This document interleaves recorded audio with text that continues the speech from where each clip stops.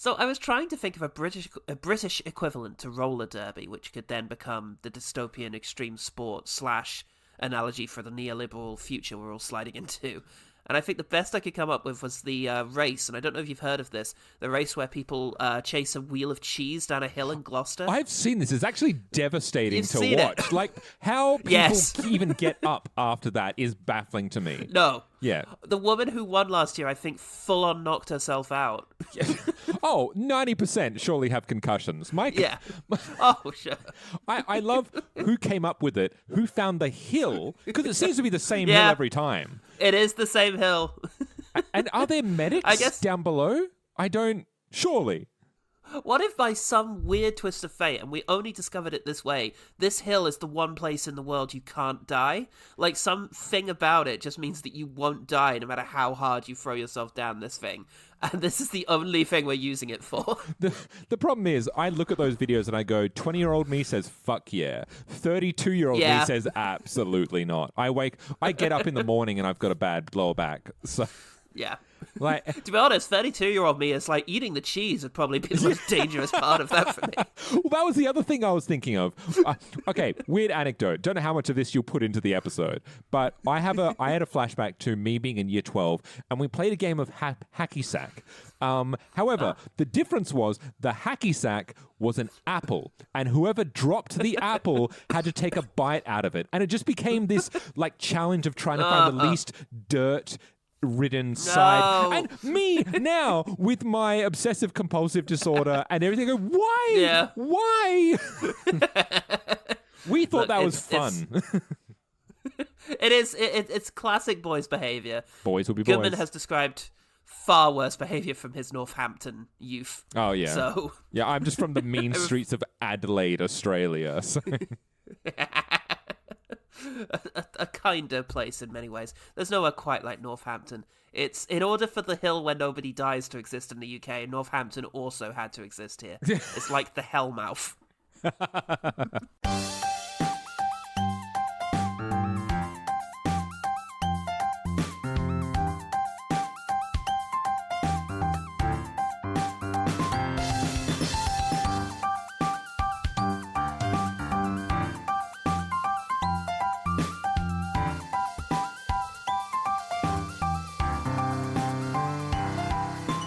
Hello and welcome to One Good Thing, the podcast that's as simple as using a name brand condom. I'm Paul Petrovich, and we have abandoned our one-episode-old pledge to review the worst films of the last 6 months. I didn't even remember that was a thing until I edited the last episode. Sorry, folks. Not to worry. We'll get round to it, because... Yeah, I'm not too sorry, though, because Sean Flirl is making his mighty, triumphant return to the pod race. Yes, and I'm picking the same film every time, I realize, and I can't apologize for it. I've got a niche and I'm sticking to it. I love that. Nell is also doing this. She keeps bringing movies about things that make your deepest fears come true. Oh, really? Just, I don't know if Encino Man quite represents that, but otherwise. Yeah, Godzilla 1998 definitely is that for me. Oh yeah, 100%. And what better way to feel like Freddy Krueger than to watch the 2002 sci-fi remake, Rollerball? It's time to play Rollerball! It's the world's #1 phenomenon. I created a sport that you could thrive in. It was only a matter of time before one of these creeps realized that their tank would go up as soon as they got a little blood on the track. Now, the world's most dangerous game will become deadly. And the only chance they have... What's it gonna be? Us or them? ...is to fight back. He's maybe getting out of hand. Maybe we should cool the whole thing off. No. Rollerball. Rollerball is a remake of the 1975 dystopian sci-fi film, itself an adaptation of William Harrison's Rollerball Murder. Ooh. Wait, is that another movie? No, that's the book. A book? The book on There's which a it's based. book? There's a roller book? It's really hard to imagine the roller book. I want to read the roller book. And then he skated really hard. And totally wiped out this other guy who was also skating super hard. It's also such like a much more on-the-nose name. Rollerball Murder. Which is such a better name for a sport. Bit on the nose, but... Murder on the Rollerball Express. The screenplay for the remake was written by Larry Ferguson, who has credits that include Highlander, Beverly Hills Cop 2, The Hunt for Red October, Alien 3, Maximum Risk, Rollerball, and then nothing else again after that. You know what? I don't even know if this is a controversial opinion, but RoboCop 2, incredible film. Well, we say which cop? RoboCop 2. Oh, it is. You said Beverly Hills Cop. I'm just thinking of RoboCop apparently. Look, RoboCop is what we all should be thinking about. Also, I don't know what part of Alien 3 he wrote, because that thing got passed around like an apple hacky sack. I was going to say, isn't even like Joss Whedon involved in Alien 3? I don't know. No, he wrote Alien Resurrection. He fully wrote that. So Alien Resurrection is a Whedon joint. It doesn't show much. Well, it kind of does. Waka waka. But yeah, I never saw Beverly Hills Cop 2, but I'm assured it's a step down from the first Beverly Hills Cop. Yeah. Yeah, I've seen number 2. It's just number 1 with a lot of the bite taken out. Much like this film, apparently, so I've heard. Oh, well, there you go. This guy's specialty. His version of Alien 3 may well have been that too. Although, he apparently did uncredited revisions for best film of all time, Master and Commander, The Far Side of the World, which I have here now at all times. I need to ask you, do you legitimately like that film, or is this sarcasm? Because I know someone who swears by it as their favorite film of all time. So here's the thing. I thought of it as just part of that canon of sort of historical epic movies from the early noughties, things, in the wake of Gladiator, there were a few of these, and indeed Russell Crowe's back. I just had it in that sort of canon and thought, yeah, it's quite fun, but I hadn't watched it in years. Like Braveheart and such. Exactly, that kind of thing.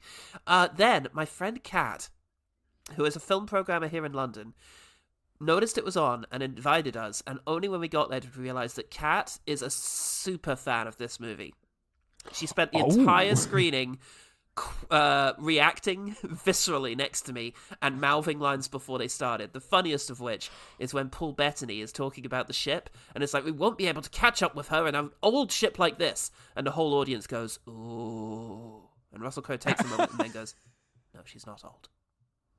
And then goes into a whole bunch of descriptions.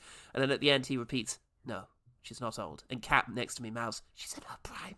And he says, she's in her prime. That's actually so beautiful. It's so good. So yes, now I have to watch it. I do just now for your appreciate friend. this movie is incredible. It's incredibly homoerotic. It's beautifully shot by Peter Weir, who's one of the all-time great Australian directors. And oh, really? Yeah. What did he do back in the day? Paris is Burning, the one about the killer cars. He's and Picnic at Hanging Rock was one of his big ones. Oh my goodness! Okay, oh, yeah. I had no idea about this. I'm a shitty Australian. I am. And he did The Truman Show eventually, and Dead Poets Society. So he had quite an impact. Why do I not stop naming a lot of my favorite films? Why do I not know this? These movies are all Australian. Yeah, Peter Weir. Yeah. Oh, hello, my friend. Definitely worth a deep dive into. He's done some absolutely incredible stuff. Yeah. Yeah, let's just talk about Peter Weir. Let's just talk about Peter Weir. There's no need to get back to this. Well, the other screenwriter for the Rollerball remake was John Pogue, who took a different direction. He already had... Yeah, doing all the sequels? Yes, he already had credits for U.S. Marshals, The Skulls, which I'd vaguely heard of, and The Fast and the Furious. But after Rollerball, rather than disappear off the face of the earth, he decided to only effectively do that by directing straight-to-streaming sequels like Quarantine 2, Terminal, Deep Blue Sea 3, and Eraser Reborn, a movie I had no idea existed, despite really being into Eraser when I was a kid.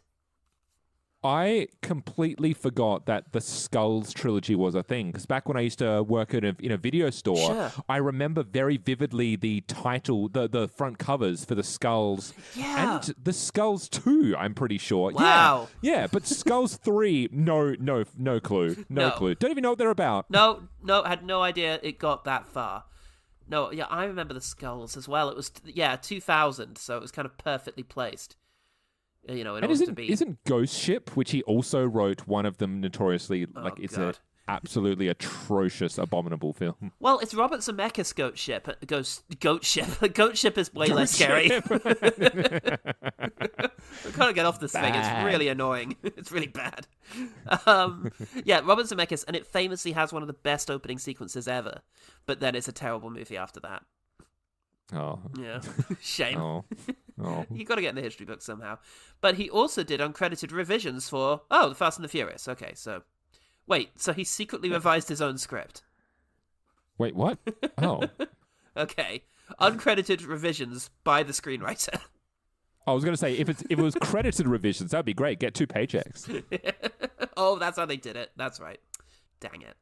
Well, the film is directed by action movie royalty John McTiernan. He directed Predator, Die Hard 1 and 3, The Hunt for Red October, which is presumably where he met one of the screenwriters, and previous OGT film, The 13th Warrior. Brought by one. And he also did Last Action Hero. Yes, he also did Last Action Hero. So he has previous. Rollerball didn't end his career though. He made a whole one more film, Basic. And we've definitely got to cover Basic at some stage, especially since it seems to be having a bit of a cultural moment on Twitter at the moment. I see people talking about Basic. Yeah, really weird. I wonder what McTiernan's been up to since. Oh. Okay. Well, that's nothing. A lot. I put the note, I guess we'll get into that, and then I didn't get into that. But essentially, he tried to wiretap one of the producers of this movie and went to jail. What do they think of my films? I swear to God, they hate this. I also love that there's an entire article on Wikipedia dedicated to John McTiernan's unrealized projects. Yes! I noticed that. How bizarre. He must have been doing a lot of that. Like, oh my God. The unrealized potential. He's done a lot of things and he's like, yeah. To be honest, it's relatively light cancelling. Like, when I saw that there was, like, prison, allegations and prison time, I was like, oh, boy. And then it's like, oh, he Watergated one of the producers of Rollerball. I was like, okay. Could have been worse. It is... For a Hollywood director. You know, and it's weird that is my reaction. I'm like, oh, that's not that bad. Look, we'd all wiretap a Hollywood producer if we could. Figure the stories you'd get to tell. Oh, God. There is a lengthy production history listed on Wikipedia, almost entirely without attribution, and incredulous even to the point of Wikipedia editors citing it as being unreliable. Do you have any idea how spurious it has to be for that to happen? There's a battle between editors for like accreditation. It's like a little mini conversation in itself. Like, what is it? Although the first draft of the script was considered by many, brackets, according to whom? According to whom is wonderful. I want to write that into things. I'm going to start replying that as soon as someone says something I disagree with. It seems like a lot of it comes from Harry Knowles from Ain't It Cool News, and he is not to be trusted. But, print the myth, let's have a look at what he says. Apparently, there was a version more consistent with the original film, but McTiernan didn't like it because of all the social commentary. He wanted more action, so he had the script written accordingly to be a more conventional sports film. Movie gets made. Early test screenings, one of which Knowles was invited to attend at great expense to McTiernan, was apparently bad, and then things got worse because McTiernan was required to cut about 30 minutes out of the film a new ending, and tone down all of the violence and nudity. That's the Knowles narrative. That's what he asserts. More interesting is Richard Natalie's account of things for the New Los Angeles Times, where he identifies the impact of the burgeoning internet gossip universe and the impact of Harry Knowles himself, suggesting that this is the first movie to be ruined by Twitter. And by Twitter, I do mean Harry Knowles. Because Twitter was not a thing. That is actually very fascinating, isn't it? This is because we're getting into the early noughties. Exactly. It's just beginning to get into like internet, like critical culture and how that can make or break a film. 100%, because back then, before big social media sites, it would have largely been sort of blogs and such. But Hollywood producers were still paying attention and were still nervous, already nervous about online buzz killing a movie, and that may have done more harm than a lot of the other things involved with the production. But yeah, according to the LA Times, the test screening actually went well, but it was Knowles' review, because he came out scathing it, that really had the execs nervous. A review that producer Charles Roven claims was actually Knowles hitting back at accusations that his site, Ain't It Cool News, was being co-opted by Hollywood after he received similar treatment preceding his glowing review of Ron Howard's The Grinch.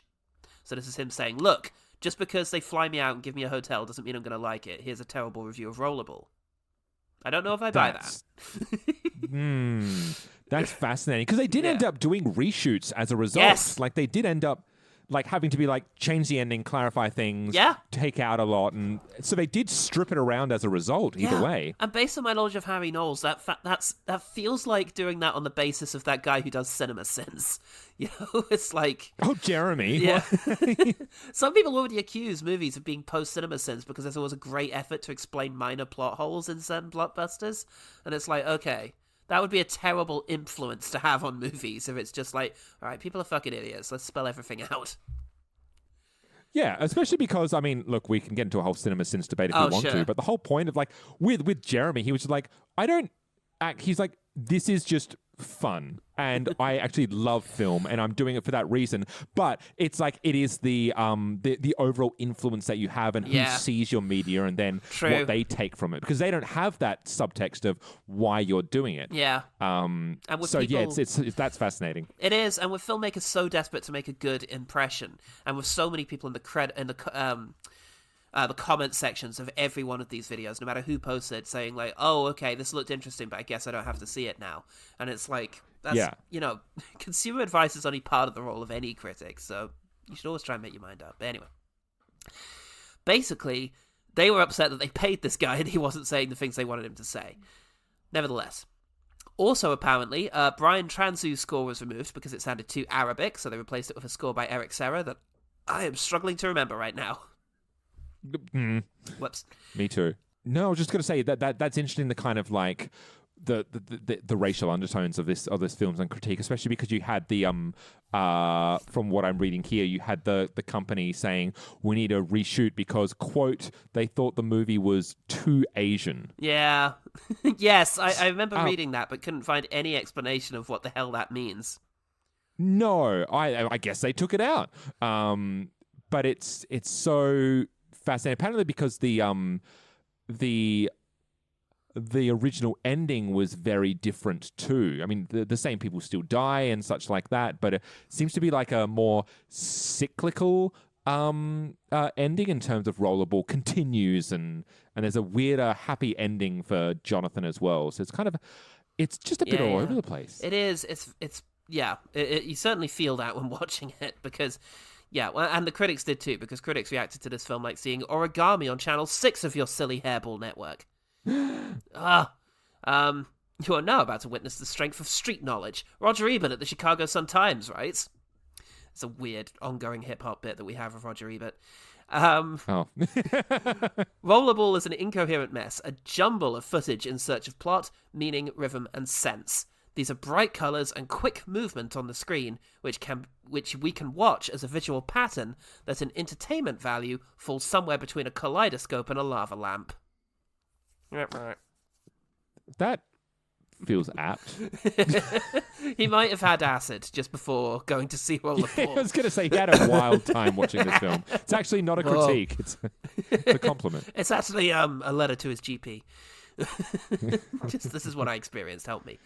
Public, on the other hand, were this close to a North American cable deal. Oberon Bramall White on Google said, haven't seen it, but looks good as. In a 5-star review.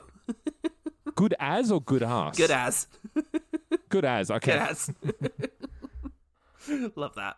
Love that for Oberon. I hope one day. Well, maybe it's best he never get around to it. Maybe it's best to live with the dream. Now, in calculating the Three-Man, I had a series of revelations regarding a certain Mr. Andrew Bryanarski. You know this name? Who is this? Who is this, indeed? Now, he played Halloran in this, and I don't know what that means. I don't remember Halloran. He played what, sorry? Halloran. Was that... One of the beefy dudes. Might have been the Nemesis guy, like the big dude. That's what I'm thinking. I'm just kind of looking at him. He's a big bearded man. He's a big bearded man. Let me tell you about this big bearded man, because he also played Joe the Boxer in Pearl Harbor, and that's fair enough. But the reason he's a Three-Man is because of Street Fighter the movie? What on earth is Street Fighter the movie doing in the Three-Man database? That's an excellent film, and no one should be judged for being in it. And he played Zangief in it. One of the best roles in the whole movie. I still haven't watched the movie. Oh my god, he's amazing in it. But he's one of the best films in that. But a little research reveals he did play Leatherface in 2 of the very worst Texas Chainsaw Massacre movies, so maybe that gets him back into the Three-Man territory. But what's this? He was in Batman Returns? He played Chip in Batman Returns. He played Christopher Walken's son in Batman Returns, doing an excellent Christopher Walken impression, and that's the same man who was Zangief in Street Fighter. This man shall be no Three-Man. Not today, not any day. I had no idea that was the case, and it blew my mind. Can you take people out of the Three-Man category through sheer likability? Or We've never done it before, and Goodman has pushed for it with Nicolas Cage. But I think maybe Andrew Bryanowski might be the first person to be fully pardoned for any Three-Man sins he might commit. for any future crimes. If he shows up in an Adam Sandler movie, we may have to revisit his pardon status. But for now, this guy did a Christopher Walken impression and was Zangief, so I have nothing but love for him right now. Less fortunate is Michael Dopard, who's had a rough ride of things on this podcast. Principally, it has to be said, because of the Rollercasters. Oh, what did we do? Well, he's a Three-Man because of Alone in the Dark and Ballistic X vs. Sever, fair enough. But he was also in The Predator. Do you remember whose initiative that was for us to do The Predator? Like who decided on it? Yeah. Yeah, it was Phil and myself because we went to the cinema to see it. Yeah. Okay, so you guys got him in for The Predator. However, he was also in Postal, a Christopher Bond recommendation. And Blood Rain, a Christopher Bond recommendation. So I think you're all equally to blame. It's Chris's fault. Yeah. Yeah. No, blame Chris. He's got the majority of it. It's a Rollercast conspiracy, and this is what happens when you split us up and do individual episodes instead of the fucking fuckery that was our all Rollercast episodes. Well, I tried listening back to The Predator to see if I could get to the rationale of why you picked it, and I couldn't find it. But my God, it was chaos. Oh, we picked it because Phil and I went to the cinema to see it because we knew it was going to be bad, but we thought it was going to be entertainingly bad. Right, sure. And it was just fucking bad. Yes. And we were so upset. It's amazing that nothing came of that. Do you remember how sequel-baity the ending was, where the pod opens and there's an Iron Man suit in it? Nothing. I laughed. No Shane Black, no. No. Oh, free to a man, free in the bush, free, yo. Films are shit, mate.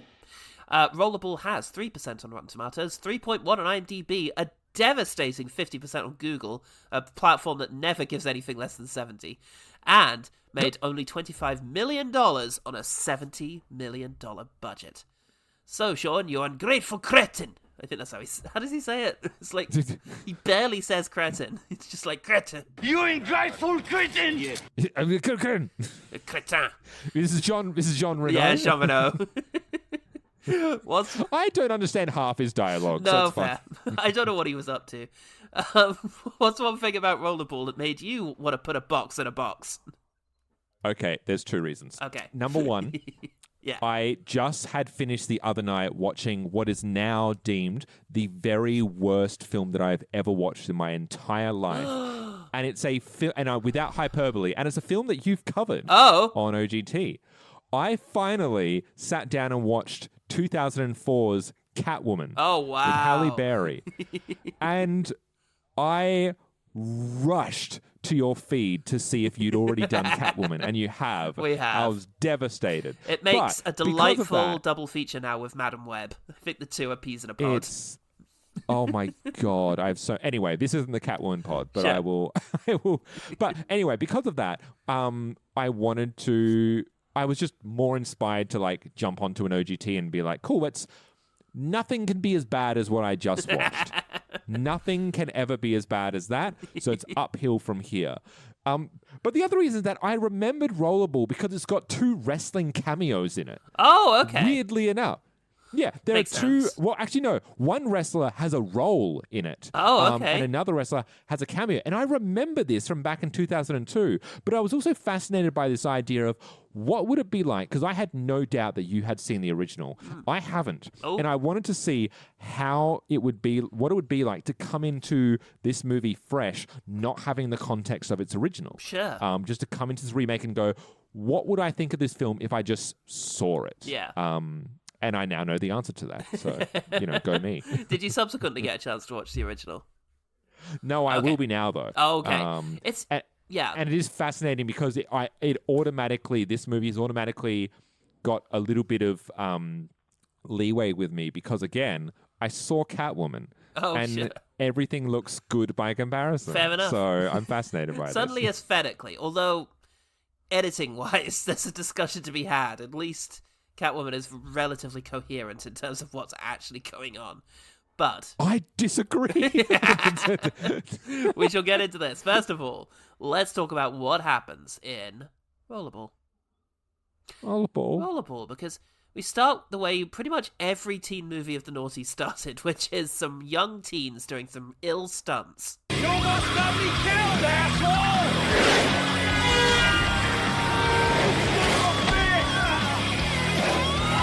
It's that badass. badass. What is that sport called? I think it's like just backboarding. Backboarding. I don't know. It's definitely what they're up to. And it's that badass from the American Pie movies, Chris O'Donnell, I think. At the very least, he's fulfilling a Chris O'Donnell-esque role. And I was thinking that this should have had Chris O'Donnell and LL Cool J in a weird reunion from what would be. They were in NCIS together. NCIS wow. LA. Is that where Chris O'Donnell ended up? Good lord. Yeah, he did NCIS with LL Cool J and NCIS LA. It's weird that I know this, but yeah, they did this for years together. Fabulous. We've got Chris O'Donnell. And we don't have Chris O'Donnell, everyone. I'm just going to be pretending it is. But there's a tragic accident. Oh, if only this could have been avoided somehow. By not doing it, you silly little 20-year-olds. I don't know how old he is in this film, but don't do silly shit, people. They kill several dozen people doing this stupid stunt. Yeah. And then he gets picked up by LL Cool J. Ladies love Cool Jonathan. Yeah, he shows up to pick them up and give him some fathering. I've written at this stage, these damn kids. And then mentions, I guess, that there is an extreme sports thing going on in, what's the country again? Is it Uzbekistan? Kazakhstan. Yeah. Right. He weirdly Mortal Kombat's the beginning. It's like, there's a tournament. Yeah. We want you to join. It's from people all around the world. Yeah. So, yeah, come do this dumb thing. So he goes to a bar seemingly on his way to Kazakhstan, where they then play, a rollerball, which is a dangerous sport involving James Caan. Yeah, smash cut to 4 months later. Yeah. He's the biggest star on the planet through this game. I guess they don't extradite him back to the US for his crimes in wherever he was. Yeah, his many, many crimes. So, Cool Jamil offers him an inspiring speech. All right, listen up, thugs.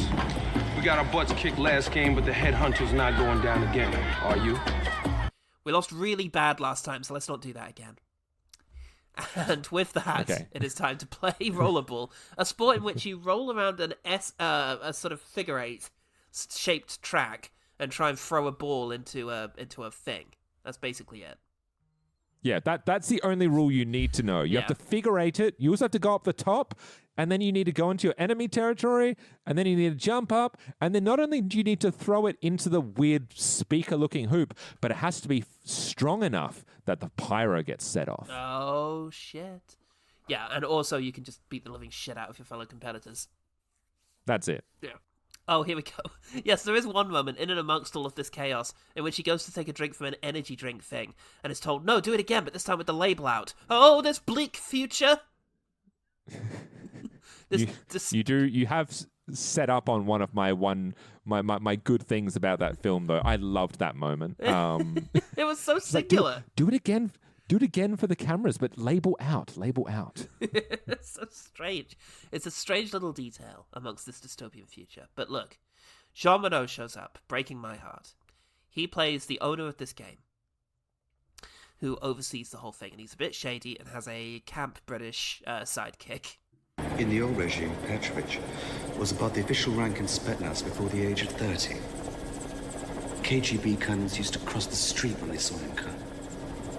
Now they all line up to grovel in the dust. Would you like a drink of water? what's his name, Saeed from Lost. It took me so long to remember who he was, but he was in Lost. He was the sexy bearded man from 6 years of Lost, and I will have nothing bad to say about him ever. Naveen Andrews, his name is. Excellent. Well, yes, he's here, and they're all they have this global instant rating monitor, which indicates that the ratings go up the very minute that something violent happens. Oh my God. Well, everyone must be really in contact with one another. Did you immediately change the channel? Word travels very quickly in Uzbekistan. I keep going to call it like this crazy future, but it's actually set like now, but in Uzbekistan. It's 2005. This is what will happen soon, the very near future. Eventually the game ends and they win, but some guy got killed. Yes, I forget his name, but he's the one who does the roar. He's, I guess, their like intimidator or whatever. / mascot. All the cameras were focusing on him, and he got sliced up. Yeah, they have a bit of a car chase on the way to the nightclub to celebrate / mourn, I guess.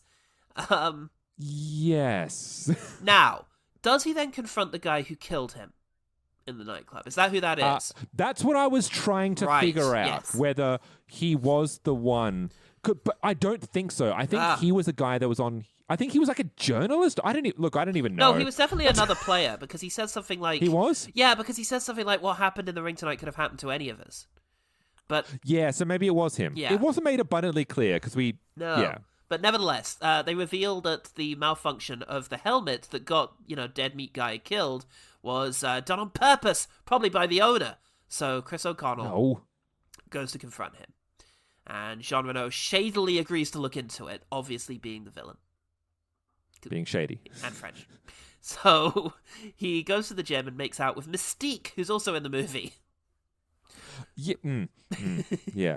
Known, what's her name? The Black Widow, known lesbian of the group. Yes, that's right. So that none of the other guys will compete with our hero. That's good. Definitely keep up that reputation for the one preceding scene that it is a thing. So, it's a good thing they cut all that nudity out. Look how non-nude Rebecca Romijn is in this. And then just the one scene in the locker room where yeah. just a couple of nude people walking around. Yeah. And that was their quota, I guess. They needed to get it in. Yep, Starship Troopers-esque co-ed showers is what they Yes. have, which is marvelous. Yes. But yeah, when it says they cut the nudity out, essentially they just darkened the brightness a little bit on Rebecca Romijn just for the contrast. Yeah, exactly, because you can still pretty much see everything, guys. Can you just cut the lights off? We're fine. Just no, don't put clothes on. No need. More impressive is apparently when Dead Meat got killed and that massive spray of like sweat comes out of his mouth, that was blood that they edited to look like sweat. Yeah. It's like, that's pretty seamless. And you can just see his penis out there for everyone to see as well. It's very seamless too. It just flops out and it's fine. Everybody's okay with that. Yeah, Jean Reno was involved. So, do you think we could do... Oh, that's it. O'Bonnell boringly asks, do you think we could do this in a bed sometime? You think we could do this in a bed sometime? Love that. After he has sex with Mystique. Yeah, in a sauna, I guess. Which, to be fair, does seem wildly uncomfortable. Yeah. Yeah, to be fair, there's not a lot of great surfaces to explore each other on. So... She points out it's a bit weird that everybody was looking at Dead Meat at the exact moment he got taken out, because all the action was on the other side of the stage. So let's go ask my friend Sergey about... My camera friend. My camera friend. He'll know about this. So they go to his place, but there's a demonstration of mine workers, so let's do what the movie does and skirt around it. Oh no, though. Sergey's out, but his assassins are still on. It's a nuisance. It's a nuisance when they get left on. Although, and it does have, a leg-snappingly good fight scene, very brief, where he just almost kills the assassin. Get him. Don't find out who he is, but that's fine. No, that's fine. We'll leave it there. So they fly out to the next place, and oh my god. Yeah, they're just like, okay, that's fine. Yeah, let's just... We'll continue on. We'll call it a day there. But let's do this again. Let's see if we can get a little closer to the truth that Jean Reno's obviously the bad guy. So they go somewhere, and the song that's playing in the next venue, I immediately think, is that by... Dragula? Is that by whoever did the nightclub music when Neo first meets Trinity? pause for some quick Googling. Oh, that song was Rob Zombie's Dragula. And yes, what is playing now is a Rob Zombie song.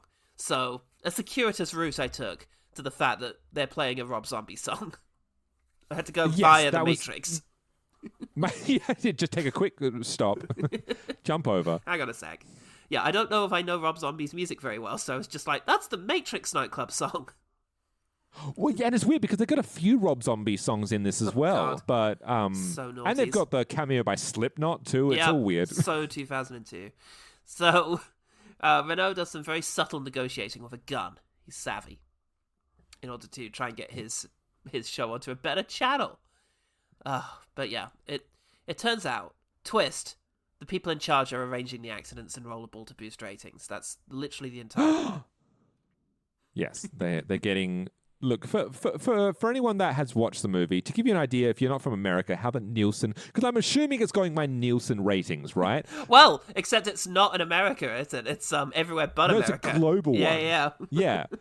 But to give you an idea of how many people are watching TV, if you want to think of, in America, I think their biggest season finale that they ever had was for MASH. The last episode when MASH was the most watched television episode of all time, I think, had something like 10 million, 12 million people watching simultaneously. At Rollerball's most, it's about 3-4 times that much. Love that. Love that for the whole world. But look. The more you know. There's some more random news footage and new metal. And then it turns out that something sinister might be going on our heroes work out. Oh. Is it that the people in charge are arranging the accidents in Rollerball to boost ratings? Because I think maybe the people in charge of arranging accidents in Rollerball are doing it to boost ratings. So I think everyone knows that. Oh god, there's an inexplicable interaction between O'Wannell and Cool Jerome. You don't look so good. What's going on? Well, you see, you hit the pod ramp and jump, and then I cross under and go, and then you shot in the free throw, and then you did the 440, so I wasn't sure, but I think you scored the touchdown. And then it's time for the next game. But yeah, unfortunately, someone brought some bad CGI with them, and it nearly fucks up Mystique. Well, this was all fun and games until it hurt the person I was sleeping with. Thank God that Cool Jeffrey is here in order to try and help him out. But oh no, he gets hurt and sent to hospital. Yeah, how does he... Oh, that's right. He flies over the railing because he tries to help her. Yeah. That's right. You can't... Yeah. He hurt his back. Yeah, no good deed in Rollerball. So, they try sneaking out by donning very discreet outfits and then hitting the road. John, we forgot to bring any lighting for this next sequence. We've got night vision, right? We can pretend that's a stylistic decision. Won't it look terrible and hard to see? You're fired. Yeah, I don't think anyone's going to notice, actually. Just do it. It's fine, don't worry. So, yeah, there's a whole chase scene in night vision. But the bad guys have planes and goofy sound effects, so they win. I think. It's hard to make out. Oh, cool, Jeremy died. Ugh. Yeah, and it's all Jonathan's fault as well, that LL Cool J dies. It is. He dies. No, I'll stay here. You run for the border. Oh, you got shot. Well, I guess that's all my fault. Oh god, yeah. So he's gone, and he has a shady meeting with Jean Renault, and says, "I want a slice of this pie. I want the gambling revenue. I want a bit of the box office." Have we fully established why this guy is absolutely essential to this sport? Because he's asking for a lot here. He inexplicably became a multi-millionaire and the most recognizable name in the sport 4 months from when he decided to start. And nobody is going to watch this thing unless we get this fucking guy back. LL Cool J, kill him off. Doesn't matter. But this guy, this pasty white dude with no personality, we got to keep him in Rollerball. And a boring magician's name. Yeah. God, we'll do anything.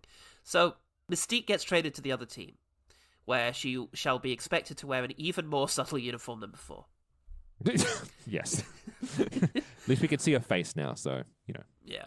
But, oh no, Jean Renault's rigged it, though, because now all the rules are off, because they want to kill O'Wannell. Wait, why didn't they just shoot him in the desert, then? I guess they want... I guess his death on screen will be a one-time really big rating boost, and hopefully... once people have got a taste. Yeah. Once people have got a taste, they'll be like, actually, this is pretty good. Yeah. I want more white, boring people to die on my rollerball. So, look, it's the most violent game yet, so everybody gets lightly sliced a bit. Oh shit, though, it's a player revolution. Don't you realize they're deliberately making the show more violent for ratings? That didn't occur to us at all. Get them. Yeah.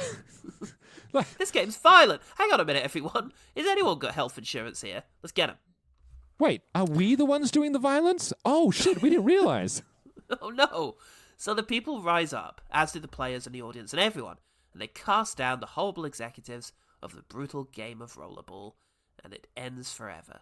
And our heroes go back to America, where things make sense. And they can have sex on a bed. On a full bed, unlike the Uzbekistani method of doing it. Kazakhstani method, excuse me, of doing it in a sauna. And that concludes Rollerball. So what was your history with it? Had you seen it? No, I've never seen it before, So my tie to Rollerball is that, so it was made in 2002. And around that time, I was a massive wrestling fan. And the English announcer is a guy named Paul Heyman. And okay. That guy, right?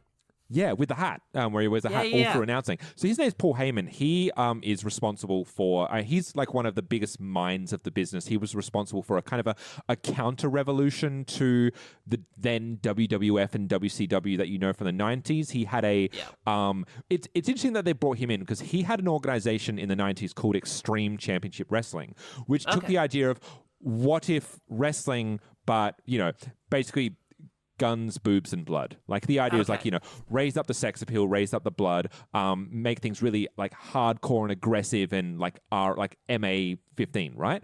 And for I guess audience of the 90s, they really it became this underground hit. But kind of since that went under and such, he's been a part of the larger organizations, but he does have a very interesting mind for storytelling, for characters, and for like the psychology of the sport. Anyway, his whole shtick is that he's got the gift of the gab. He's a mouth man. Right. So it makes complete sense that he's a person. The other person that is involved in it is Shane McMahon, who's son of Vince McMahon, who's at least a name you'd probably know. He's got the role of American media mogul. It's when they're in America and Jean Reno's like waving the gun around being like, put me on channels 1 through 5. Right. And there's that one American guy from the background that's just looking at him weirdly. That's him. Yeah. Anyway, that's why I chose this film. I knew it was bad and I knew there was a wrestling tie-in. So let's see how bad this is.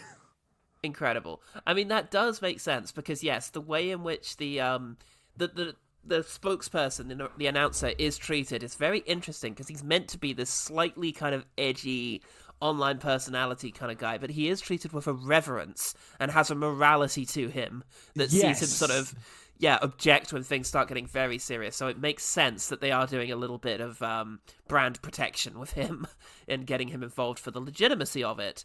Getting him involved in the sort of legitimacy, to have the legitimacy of wrestling in this and to get wrestling fans in, whilst also not wanting to sort of just portray a wrestling sort of organizer as being just an absolute bloodthirsty maniac.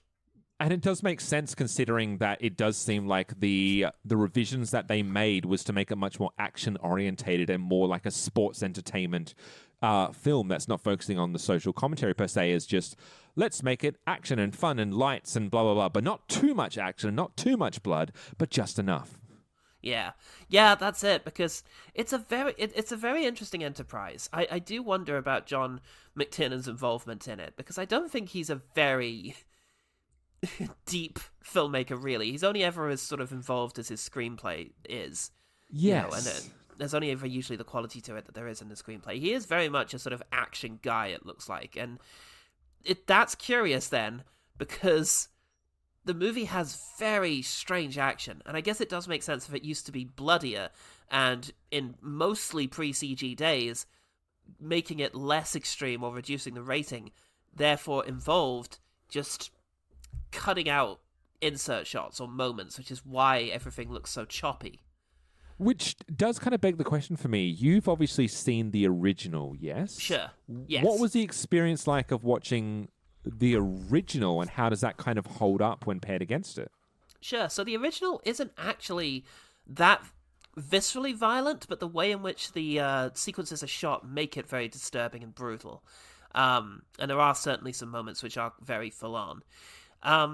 Rollerball 1970, whatever it was. Is it 5? I can't remember. I think so. Yeah, 1975. Yes, Rollerball 1975 is an absolute dystopian future film that has some rollerball sequences in it. And it's a slightly silly premise, but the idea is rollerball has become the most popular sport in the world. And so various international disputes and things are worked out via rollerball in a robot jocks kind of way. That's incredible. Yeah, it's quite fun, but it's also a really intense kind of social commentary. It's very damning of the ruling classes. There's a scene where, at a party, they go outside with a handgun that is futuristic, so it has the ability to blow things up, and they just go around blowing up trees, just for the fun of it. There's this whole thing about executive class. He had a wife at one stage, but an executive wanted her, and so she got taken away from him and is now, married to some executive guy. And this rollerball is one of the few means by which a person might, work their way into the executive class. So there's, class commentary thing going on. There's a fair amount going on. It's quite a dour film, it has to be said. It's very downbeat. And James Caan is a very sort of, grounded character who's quite depressed and sad about things.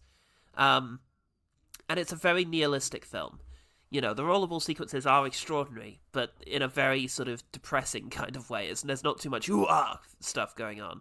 And indeed, there are characters in it who are very prideful, and there's a scene where they're going to go out and play against Japan, and they're very dismissive of the Japanese and sort of very insulting in quite a racially kind of motivated way, and then immediately, one of the characters just gets absolutely savagely beaten to death by the Japanese characters who sort of identify him as a problem and take him out. So, would I be right that there is just a whole, there's definitely a idea of cynicism in the original film that's just not present in the remake? 100%. It's very cynical about professional sports, basically. It really, and considering what we now know, it's kind of impressive that it was like that at the time, because now we know about the whole concussion issue in CTE American football. And, yeah, all of this, like all of the work that's been done in this area, and our continued fascination with said sports, and our continued sort of parasocial relationship with its players, and fascination with these violent things is definitely interesting, and it definitely extends, from sort of old, Roman ideals, the Colosseum, that kind of thing. And this film really isn't terribly interested in any of that. It's very generically interested in just an underdog story. And the higher up, Jean Reno, who's sort of, the evil mastermind of the whole thing, has his reasons, and he's just greedy, really. It doesn't really speak to any greater societal concern. It's just, and also the decision to put it overseas and to indicate that it's not being broadcast in America currently, but that it's not an American problem. Yeah, it's not an American problem. It's those weird foreigners who are doing this, and they ought to be condemned. It's yeah. And what I find really fascinating is I think I look at Rollerball and I think about how this film would have fit right at home, even in the 80s and 90s. I'm thinking about the kind of the dourness and the cynicism and but also like the playful darkness that you'll find in films like RoboCop and like the satire that's involved while not trying to be overly flashy and overly glamorized unless you're looking to kind of send up that. It's interesting that Rollerball, the sequel, really does not have any of that, and it oddly doubles down on the glamour and the brightness and the cool factor of the premise without making a comment on it. It's trying to just be, and it's got that weird MTV kind of vibe to it in the way that it's cut and the way that it's edited. Oh my god, and not deliberate. Like it feels like it's not doing it to be like, look how fucked up it is. It's to look how cool this is. Which it feels like a film that was undermining what should have been the intent and the subtext of the film.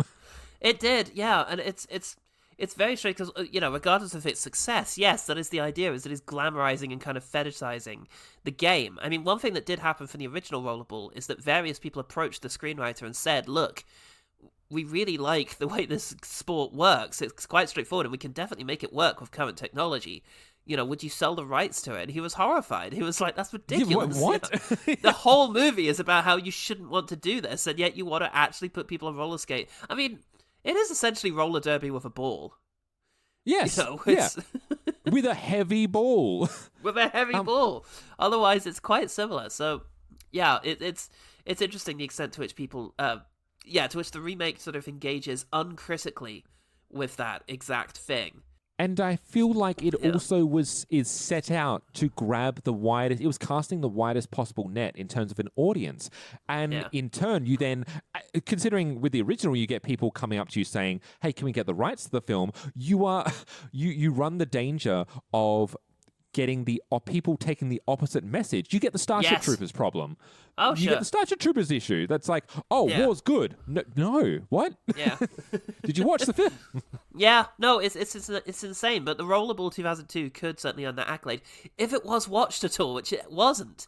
And it's not too hard to see why, because aside from the fact that the action is just not terribly engaging, it's really quite incomprehensible. Chris O'Donnell's a really boring lead. He really is. He's not Chris O'Donnell. Let me get his actual name. Chris Klein is his name. Chris Klein. I call him Chris O'Donnell because I watched Vertical Limit the other day, which right. I know. I was digging through old DVDs and found it. It was like, God, I obsessed over this film when I was a kid because I didn't get to see it at the cinema. And thought it would be the greatest cinematic experience ever, and got it on DVD, and I think convinced myself it would be that. It's quite ropey, really, although it does feature a very young Ben Mendelsohn, which I wasn't expecting. Oh, it feels like Chris Klein, because obviously, okay, I say this, I have not seen the American Pie films, but I know he's one of the main characters in American Pie. It feels like Rollerball was set up to be his almost like, okay, let's see if this guy can be a leading man. Let's trade on that kind of, that Chris Rock or that kind of like comedic actor to action star appeal. Will it work? Because they did that with Chris Rock a few times. Did not work. No. And the man has zero charisma. He cannot he cannot find chemistry with another actor to save his life. It's there's no, and this film, whatever charm they're looking for, lives and dies with his performance, and there is none. Yeah. No, 100%. It's a real shame because, but to be fair, James Caan is bringing a fairly sleepy energy to Rollerball as well. Rollerball's no masterpiece, incidentally. It fits in, quite neatly with the sort of 70s dystopia stuff of like Logan's Run and that kind of thing, but it's no, great piece of work. It was entirely legitimate to remake it, but there was an opportunity there to remake it, and we'll get into this a little bit with my one better thing. But there was an opportunity to update it a little bit to be more reflective of the modern age and how concerns around blood sports essentially have moved on. Yeah. And that could have been the focus beyond its sort of star power. But instead, by casting these young people in it and putting sort of nudity and all the rest into it, it felt like they were very aggressively pursuing a teen audience. The wrestling cameos as well. But just did not manage to find anything in order to help it resonate with them. They've got Pink and Slipknot and all people that are huge at this point. Yeah. For no reason. It's very cynical. Yeah. Well, let's get to my honestly quite meager list of quick fires for this. Me too. Quick. Okay. Quick fire. You better start because I might undercut you. Well, look, I will start with the one that I initially said near the top of this episode, the label out moment. And the reason I think about this is I recently saw a clip from the original American Idol that had Kelly Clarkson's first audition. And there's a bit where, if you remember, there was Randy, Paula Abdul, and Simon were the judges. And Randy's like, "Oh, I'll sing." And he gets up and Kelly goes behind and becomes a judge. It's a very ha funny, we subverted, blah, blah, blah. And then she gets up to come back and Randy's about to go back. And then you hear a producer go, hold on. Kelly, can you get back into the place? We're going to do that again, but can you just make sure that you say, vote whether he goes to Hollywood or not. So there was this completely non-contrived organic moment of fun and play that the producers then milked for all it's worth. And that's what it made me think of, where there's this organic moment of, I just need a fucking drink. It's like, do it again, but label out. You're being watched. It's just, I love that bit of cynicism, that comment on, product placement among like big major sports and the weight that carries. Yeah, and it would be interesting to see if that then extended, if it extended to, because that's one thing that Rollerball doesn't really get into, is the obligation on the sports players to maintain their personas outside of the sport. To actually be the person that everybody expects them to be, because essentially once James Caan's left the ring, he's, up entirely free to just mope over his lost wife. There's no he shows up at parties and such, but there doesn't seem to be that much in the way of expectation because he mostly just mopes. So that would have been interesting to see the sort of pressures of modern sports weighing on the Rollerball players. Sponsors for life, basically. Yeah, exactly. The Naughties opening credits I quite enjoyed. The font was very Daredevil, very X-Men. It was it was a very Naughties opening credit sequence, which I'm, as I mentioned in the Transporter, always happy to see. I've written Toby Headcrack, and I know what I'm talking about. I'm talking about the initial death that the guy gets, but I can't remember if I was talking about like the sound effect or just the way it was like handled. I'm not entirely sure why I've written it down. Let's sample it and see if it was any good. Yeah, I guess not. Something about that I've written down. Something about that rung true. Okay, I've put the guy getting injured implies that this might be about to go somewhere interesting, because essentially, yes, after the head crack, up until that point, it's been very nu metal, it's been very MTV, it's been very noughties. Then when the head crack happens, the sound gets dropped, and there's a lot of screaming involved. And that was it. Yeah. There's something to imply that maybe this film is going to engage in these things critically and suggest that all that hype that, they think the audience has gotten involved in might now have the rug pulled out from under it, and suddenly you'll realize, oh shit, this comes at a cost. This, freewheeling, we're never going to die, youthful kind of excitement that comes around extreme sports is actually coming at a cost of, the safety and lives of the people involved, which is, fairly standard. But yeah, that was the beat that was implied to be happening there. That was exactly, you reminded me, that's what I meant by Toby Headcrack, because they spend the first 20 minutes of the film bombarding you with sound and noise and lights. Yeah. And at the moment he gets the ball to the face, they suck all the sound away and just have this light drone, the kind of like concussion-esque, ominous drone. And it was palpable in that moment. They just didn't follow it up. Yeah, no, that's it. But my next one is Paul Heyman, the English sports announcer. I think he plays his role to perfection, and he does there is a clear distinction between moments where he's clearly having to read off of a note that he's got, where he's like rambling off, it's your favorite person, and he's from the NHL, to when he's just free to kind of espouse about the sport and such. Yeah. And he does provide a nice little, I guess.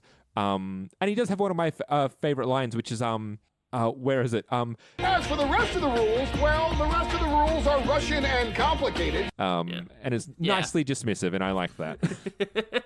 Yeah, like that. I wonder what those rules were, though, because there's very few. There were complicated rules at play here? Good Lord. Well, I really enjoyed the camp British villain, who is Naveen Andrews, who, as you say, went on to be in Lost. I enjoyed him. I enjoyed his performance, and his sinister delivery is quite fun. Yes. I love the use of the Dragula theme.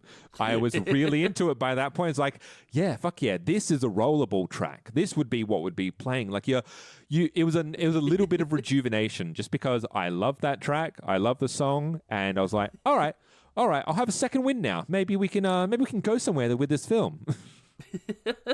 Okay, what's this? I like the idea that Nemesis guy isn't actually evil. That's right. So if we don't know this, if the guy he chats with is actually the guy who killed Deadmeat, then that's a nice detail. I like the idea that the person who killed your friend, you wouldn't even be that mad at, because it's just how this game goes, and you kind of get that. You get that this is, a fucked up game that you're all playing together, and it could have happened to anyone. If that's Yes. not him, then I rescind this good thing.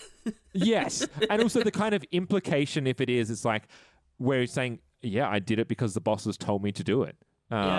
We're playing the game because if we don't, we die. Yeah, and the idea that you would just kind of get that and be broken up about it but still mad at the game is, quite interesting, and I like that. But yeah, like I say, if that is indeed the case. And that was that optional possible good thing was actually my last. Okay, I've got a few more. Okay. So, number one, I hate it just because it came left of center. The boing noise when the chain link fence. What was that? I have no idea. I alluded to it in the plot rundown. Like, what the fuck was that? Come on, baby! It was the one-off sound effect. Like, if they'd have lent it, it was just so... And you're in bizarre. the green. If you're in the night, the what do you call it? The night vision scene as well. So it really stuck out. Yikes. I love the because near the end of the movie they've killed LL Cool J, and they clearly have to come up with a reason why he's away. And it was something like he contracted malaria while on a tropical dig. And it's so absurd and so out there that I think even Jean Reno turns to him and is like, is that the best we had? What is that what we came up with? Tropical dig. I was like, no one checks it up. Look, it's just his hobby. He was passionate about it. And you know what? I love that they had the balls to make the final line of the movie, now I'm going to take you home to my bed. That was the last line in Rollerball. Absolutely incredible. To harken back to a line of when will we get to be in a bed from the first 20 minutes. That's what they wanted to allude back to. Yeah. And all the credit to them. And the freeze frame on just them smiling as a couple is a crazy ending for this dystopian sci-fi thing. The Although 80s it's not, sitcom ending. I know. And apparently the original ending was that they were going to get out and travel home together, but that Rollerball would continue to exist, and having escaped this life, actually Johnny, or whatever his name is, would then say that he's going to continue doing this sport and even have a sort of controlling interest in it in America. So there's a more sinister a more cyclical kind of sinister... Had. Yeah. And sorry, my final good thing is Sanjay's last line, which is I'm gonna butcher it, but something to the effect of. But one of the basic rules in this sort of thing is that you must never kill a tyrant unless you made an arrangement with his successor. But I loved that line. And I was like, you're right. You're absolutely right. That is an important concern, because otherwise, what do you do next? But I mean, he does just then say, well, that shows me that I'm not done yet, and then just shoots him, and then that's it. It's like, oh yeah, okay. Sorry, there was one more person to shoot. You're right. How silly of me. Oh God. All right. Well, I did actually throw this out to the OG team. So let's see if any of them got back to us. Okay. Oh yes, Christopher Bond says, "What a movie! I remember so little of it. I think the music was good." That's for you to answer, my friend. It depends very much on where you are on certain genres, I think. I was briefly a new metal man. I haven't partaken much since in the recent years. Oh, God, there's loads. Okay, Ellen Graham. I cannot remember anything from this Graham. But as a seasoned derby player, let me say, Rollerblazer for chumps, skates are where it's at. Pretty damning. Yeah. Pretty and damning I'm a blader. I'm a blader. So, that's a shot at me, and that's okay. We'll have to settle it in Rollerball. Oh, no! Blades v skates. Yeah, I would get decimated. Never should have told the skater to pick the venue. That was the mistake. Jenny Soames says, obliterates all San Francisco geography in the opening race. Oh, yeah, it must do. Oh, yeah, that do. Yeah, I totally imagine that. How does Street Luge, there you go, translate to Rollerball? What are the rules? LL Cool J is here and has Matrix-level driving powers. Okay, I may be obsessed with the opening. Does that make it a good thing? Yes. Maybe I may need to watch the opening again. It is Luge, that's right. Luge, yes, that was it. And yeah, I can imagine geography getting thrown out the window as they just do a tour of all of the big slopes in San Francisco. It's one big downhill city. It's the most hilly city. But you're right, what are the transferable skills from lying on a thing and skating down a hill and doing rollerball?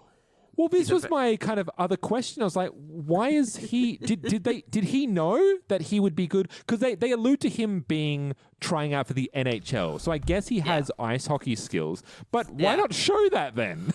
Why not start with a hockey game?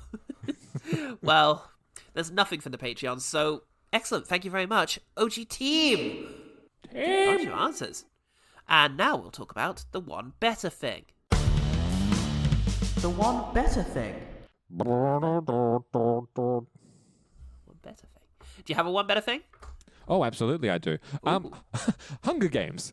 Yes. Okay, that was also what I was going to say. Yes. Yeah, I wanted to get in before you because I know. Fair. And it's also on the Sean brain because I've just recently read the entire trilogy back to back. Ah, okay.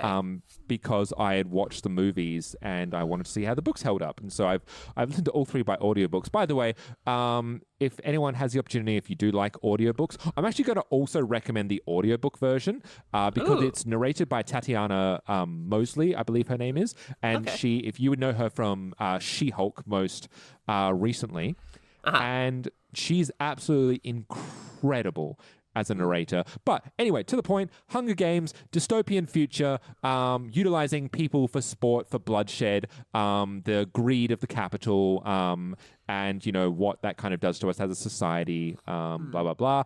And especially the books do not shy away from the atrocities and the blood and the kind of the cynicism abound from that. The movies obviously have to, but it's still a much more entertaining and cohesive and coherent romp than Rollerball.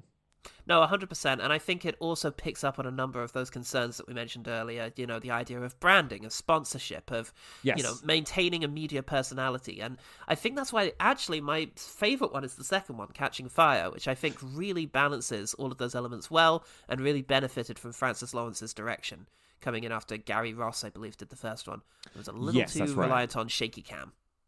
Yes, and that was a big critique of the first film as well. But yeah, Catching Fire is it's everything that Hunger Games tried to do on a larger scale and with tighter focus. Yeah, absolutely, and just visually incredible. I remember it was shot partially in IMAX, but only the game. So the bit where you have the really brutal moment where she enters the game involving, no spoilers, but a character getting beaten just before she enters the game. The aspect ratio changes. Yeah, it changes when she emerges back up into the game, and that was quite a powerful moment. I remember in cinema. I wish that Catching Fire would get shown in IMAXs again, because the BFI IMAX is 25 years old here and is doing a big kind of, what do you call it? Anniversary screening fest. And it has to be said, it's very film bro-y. And I think throwing in Catching Fire might have broken that up a little bit. Catch both the film bros and the film nerds. Well, exactly. And some of the teen fiction fans would have come in, which would have been nice. But anyway, with that taken then, my one better thing, I will say the original Rollerball is good to... an interesting watch. There's a lot going on there. It's a lot more politically astute, a lot more socially aware. So definitely worth a watch. But also, how about Robot Jocks, directed by Stuart Gordon of Reanimator fame, with stunning stop-motion animation. It's, a movie about a future in which wars are now decided by pitting these giant robots against each other. And Wait, it's really, Jocks? it's good fun. Jocks, okay, I had to look it up. Yeah. I had to look it up because I thought you meant jocks as in underwear, and I was very fascinated by this. I've never heard of this film before. Oh, it's very silly and good fun. It's it's definitely a cult movie, but there are also some interesting little bits of world building thrown in there as well. So yeah, I'd recommend Robot Jocks. I'm absolutely going to be watching this film. This looks incredible. It's a mecha film. Yes, it is a mecha. It's an American mech film for all that rareness. And if some folks out there are interested and have the money to burn, you could pick up the Arrow Video Enter the Video Store set, which has Robot Jocks in it, along with a few other interesting titles. So, yeah. that's a very short film. It's under 90 minutes. Oh god, yeah, I think it was an Italian production, so it was produced quite cynically, really, but also has quite a lot of fun things going for it. Yeah. That was the one better thing. The one better thing. Better thing. Sean, how can people find out about you and the things you're up to these days? Sure. So a couple of ways you can find me. Number one is through Roll to Cast, ROLE, which is our TTRPG podcast where we play a different game every season. We've done everything from Pulp Cthulhu to Dune, which we've just recently had the series finale for, and to Cyberpunk to Vampire. Coming up, we're actually releasing our Dune live show on the podcast feed. So we're splitting that up because it's a 3-hour show. So we're splitting that up onto the feed, and we'll be talking about what our later projects are at a later date. Otherwise, for those that don't know, I'm also a wrestling commentator and ring announcer, shock horror. If you're an Adelaide local, you can find me with Wrestle Rampage. But otherwise, internationally, you can find me on what was Fight TV, is now called Triller TV. There's a company called World Series Wrestling, which is taking a bunch of international stars, bringing them to Australia, and they're doing a tour there. So for the Adelaide leg, I will be on commentary for. So if you feel like listening to that, grab the World Series Wrestling latest upcoming live event on Triller TV, and you'll get my voice there too. Ooh, good stuff. Sounds fabulous. Well, you know how to get involved with the OGT. You just have to, do OGT Pod into any search engine you would care to do. And you can also find out about Quest Fantastic using things in the episode description. Have a look there. That's our role-playing podcast. Jen and the Film Critic is out there too. That's the film review podcast we do, the sort of modern one with Screen Mayhem. And yeah, that'll pretty much do it. So check it out. I'm Paul Jocks. I'm Sean the Ball Flirl. Remember, the one good thing about Rollerball is probably the bit where that guy got taken out. Which one? Which one, folks?